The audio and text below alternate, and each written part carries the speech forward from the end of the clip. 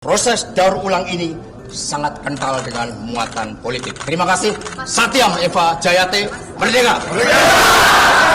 Terdakwa perkara dugaan suap dan perintangan penyidikan Sekjen PDIP Hasto Kristianto menyebut perkara yang tengah ia hadapi sangat kental dengan muatan politik. Adapun hal itu disampaikan Sekjen PDIP Hasto Kristianto jelang sidang perdananya di PN Tipikor Jakarta Pusat Jumat 14 Maret 2025. Ia berharap lembaga peradilan dapat menjadi lambang supremasi penegakan hukum yang berkeadilan. Hasto mengklaim dirinya merupakan tahanan politik. Sekjen PDIP itu juga mengklaim banyak manipulasi terhadap fakta-fakta hukum. Setidaknya ada minimal 20 keterangan yang sengaja dibuat berbeda antara dakwaan, keterangan saksi, dan putusan pengadilan yang sudah inkrah. Kemudian Hasto meminta doa untuk menghadapi perkaranya tersebut. Ia tegaskan akan menghadapi semuanya dengan kepala tegak dan mulut tersenyum. Diketahui Pengadilan Tipikor Jakarta sudah menentukan jadwal sidang perdana pembacaan dakwaan bagi Hasto Kristianto, yaitu pada Jumat 14 Maret 2025. Terdapat dua berkas perkara Hasto yang dilimpahkan, yakni terkait kasus dugaan suap pengurusan pergantian antar waktu